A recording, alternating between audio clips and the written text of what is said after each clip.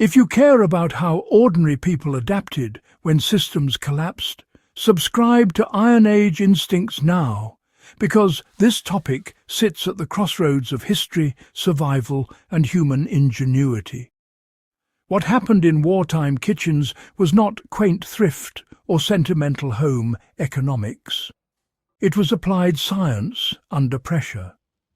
When supply chains broke, fuel disappeared, and calories became strategic assets, kitchens turned into laboratories where civilians tested ideas that determined whether families endured or failed. Stay with me for the next minute, because this is not a nostalgic story about ration books.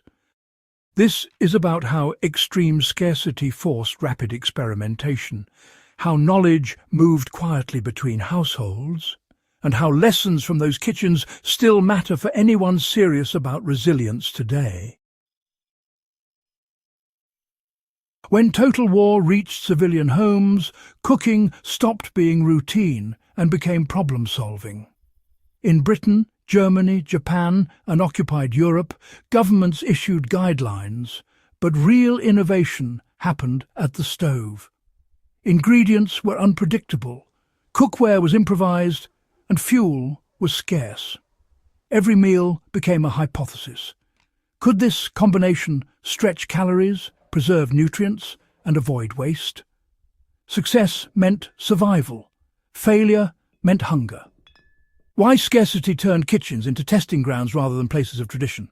Wartime kitchens lost access to standard inputs. Meat, fats, sugar and wheat vanished or arrived in measured grams. That collapse forced cooks to abandon inherited recipes and test substitutes.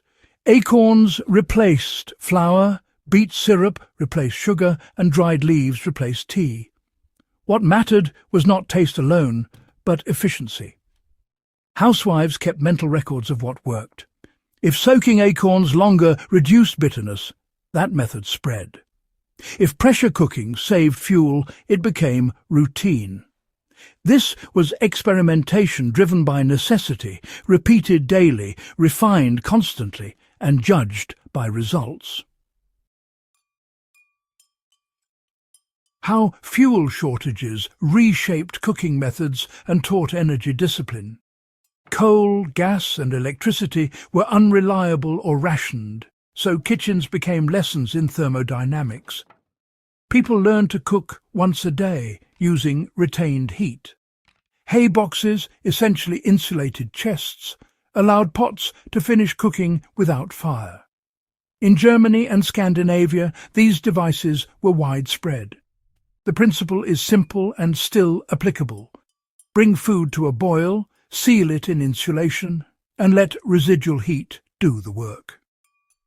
Modern survivalists can replicate this using towels and a cooler. Wartime cooks did not talk about energy efficiency, they lived it. How nutritional science quietly entered civilian homes. Governments worried about worker productivity and soldier supply, so nutrition became strategic. Leaflets explained protein combinations, vitamin preservation, and the dangers of overcooking vegetables. Civilians learned, often unconsciously, about amino acid balance by pairing legumes with grains. They learned to value organ meats for micronutrients when muscle meat was unavailable. This knowledge was not academic. It was tested in kitchens by observing whether children stayed healthy and adults kept working. Preservation experiments, really did reduce waste and extended survival during tough times. With refrigeration being, quite limited, civilians had to revive and modify preservation methods. Drying, pickling, fermenting and smoking, all of these were adapted to fit urban settings.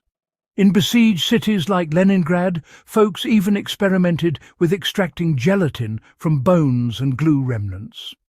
Over in Britain, home canning surged, even though people had barely any equipment to work with.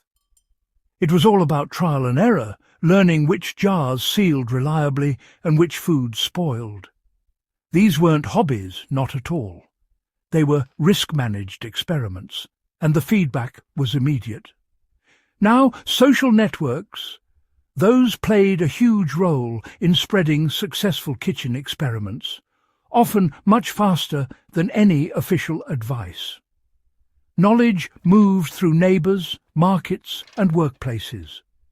If someone found a good method for stretching fat or thickening soup, word travelled quickly.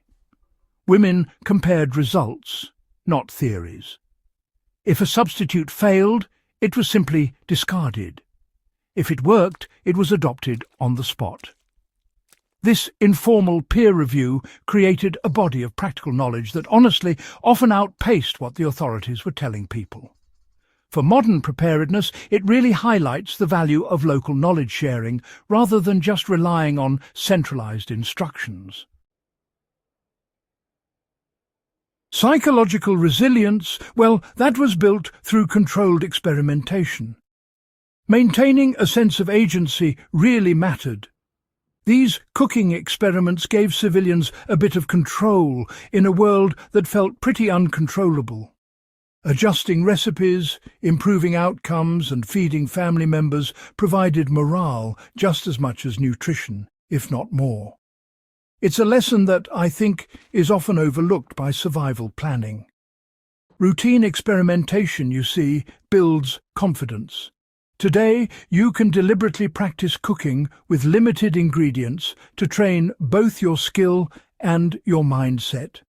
You don't have to wait for a crisis to recreate wartime kitchen logic. Set constraints on purpose. Try cooking for a week using limited fuel, maybe only cooking once per day and relying on retained heat. Practice ingredient substitution by taking away one staple and replacing it with another. Have a go at preservation using small batches and make sure to record your outcomes. Focus on calorie density, nutrient retention and waste reduction. The goal isn't reenactment, it's skill acquisition. So, what do wartime kitchens ultimately teach us about adaptability? Well, they were decentralized laboratories producing knowledge under pressure. They remind us that resilience isn't stored in stockpiles alone, but in tested methods. People survived because they experimented, shared results, and adapted quickly. That mindset, honestly, is just as relevant today as it was back then. If this deep dive has added value to your understanding of history and survival, do consider subscribing to Iron Age Instincts. Share this with someone who takes preparedness seriously and, above all, keep these lessons alive by applying them before you actually need them.